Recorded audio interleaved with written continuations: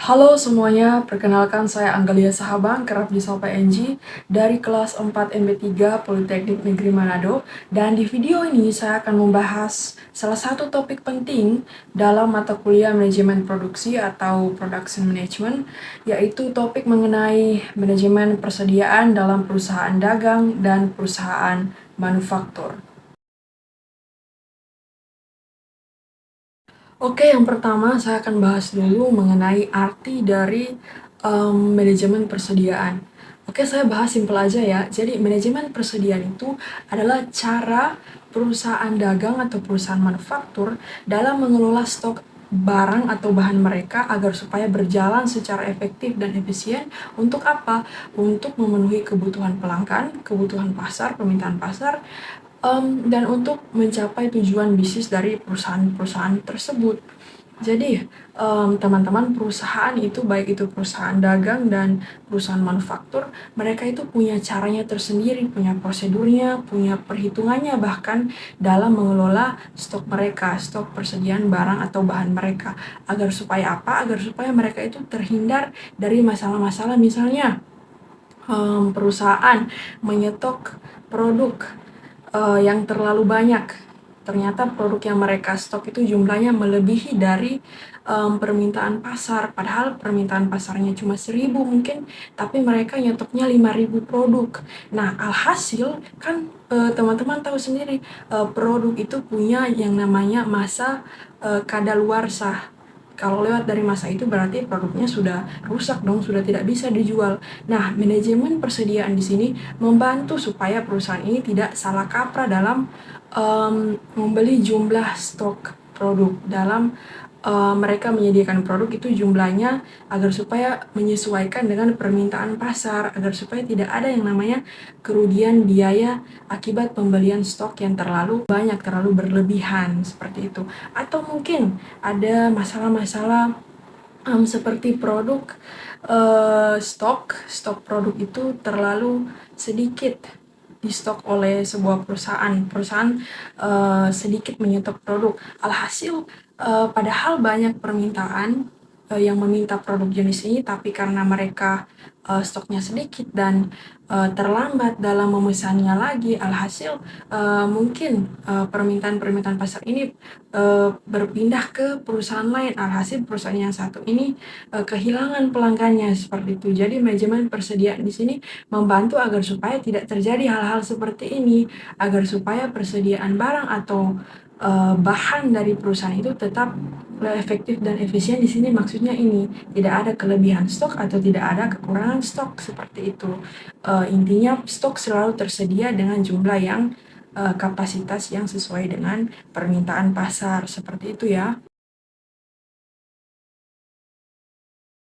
Jadi yang menjadi tujuan utama dari manajemen persediaan masih berkaitan sekali dengan yang tadi, yaitu untuk memastikan persediaan barang atau jasa dengan jumlah yang cukup, dengan waktu yang tepat, dan dengan biaya yang minimal, seperti itu ya. Next, teman-teman, ada 4 faktor yang menentukan besarnya persediaan. Jadi 4 faktor ini menentukan berapa banyak sih persediaan atau stok yang harus kita beli, yang harus kita pesan kepada perusahaan supplier. Jadi yang pertama itu ada lead time. Lead time ini apa sih? Nah, lead time ini adalah lamanya masa tunggu dari barang atau bahan yang kita pesan. Jadi biasanya teman-teman, kalau satu perusahaan memesan ke perusahaan supplier yang lain, jadi perusahaan supplier yang lain ini butuh waktu untuk memproses pesanan tersebut. Tidak tidak hari itu juga bisa dikirimkan. Biasanya itu butuh waktu, mungkin masih ada prosedur tanda tangan atau surat-surat yang berhubungan dengan pengiriman, pendistribusian produk tersebut. Jadi tidak hari itu juga dikirimkan, butuh waktu. Oke.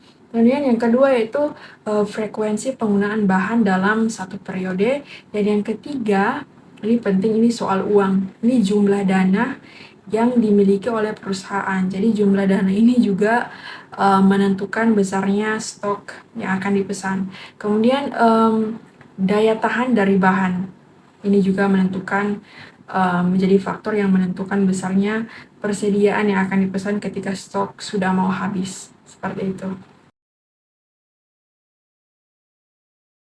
Oke, sekarang saya akan bahas satu istilah penting yaitu EOQ atau Economic Order Quantity. Jadi ini adalah jumlah paling ekonomis dari bahan atau barang yang dipesan suatu perusahaan untuk meminimalkan total biaya persediaan termasuk biaya pemesanan dan biaya penyimpanan barang atau bahan. Oke teman-teman, jadi EOQ atau Economic Order Quantity itu mempunyai dua jenis. Jenis yang pertama yaitu ordering cost dan yang kedua itu carrying cost. Saya akan bahas dulu dari jenis yang pertama ya, ordering cost.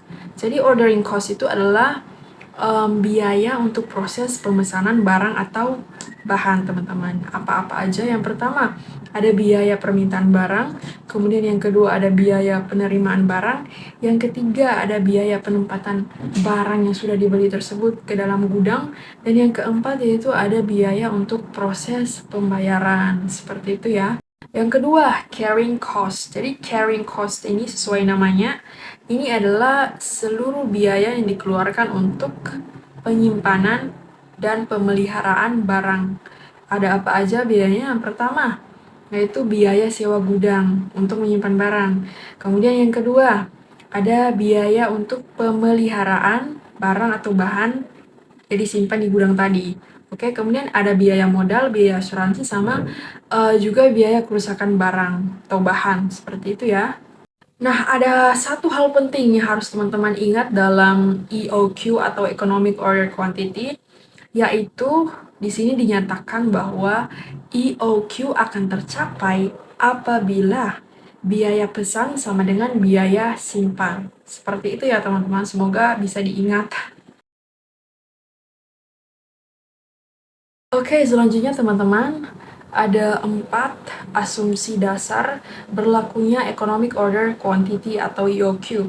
Yang pertama, nah ini penting, bahan atau barang yang dibutuhkan itu harus selalu tersedia di pasar ketika ada yang membutuhkannya. Oke, jadi bahan atau barang ini harus selalu ada di pasar. Yang kedua, harga bahan atau barang itu harus stabil. Yang ketiga, biaya simpan barang juga harus stabil seperti harga barang. Dan yang keempat, yang terakhir, biaya-biaya yang berhubungan dengan proses pemesanan harus juga stabil. Seperti itu ya. Oke, ini pembahasan yang terakhir yaitu soal ROP atau Reorder Point. Jadi apa sih itu Reorder Point? Jadi simpelnya, Reorder Point ini teman-teman adalah jumlah atau quantity dari bahan atau barang yang akan kita pesan. Kita akan melakukan pesanan baru sebelum stok yang lama itu habis. Jadi supaya sebelum stok lama ini habis, kita udah punya stok baru lagi untuk dijual. Seperti itu.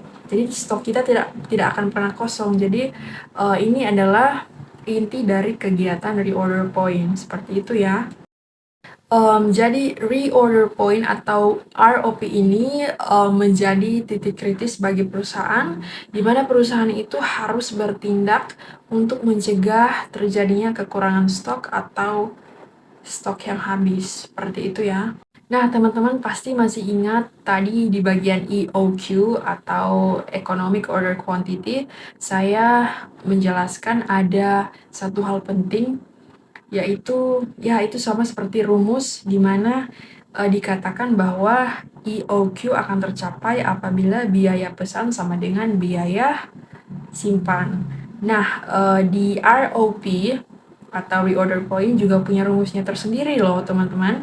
Jadi rumusnya itu kebutuhan safety stock ditambah dengan lead time.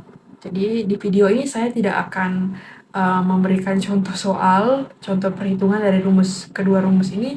Teman-teman kalau mau tahu lebih lanjut soal penggunaan dari rumus ini, bagaimana mempraktekkan rumus ini dengan contoh-contoh soal tertentu, bisa cari pembelajaran di video-video lain, ada kok banyak di YouTube teman-teman, oke?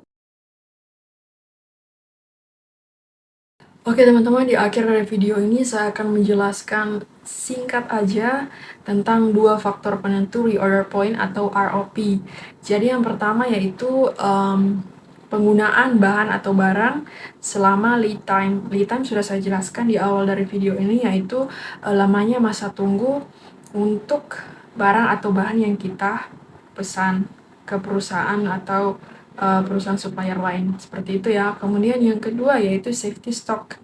Nah, safety stock ini adalah jumlah persediaan minimal dari suatu perusahaan. Jadi ketika sudah mencapai angka minimal, perusahaan itu harus melakukan ROP lagi, harus melakukan reorder point seperti itu. Oke, semoga video ini bisa memperluas pengetahuan teman-teman, knowledge teman-teman soal topik manajemen persediaan. Semoga bisa membantu videonya, dan terima kasih sudah menonton sampai sejauh ini, sampai akhir, dan sampai jumpa di video selanjutnya.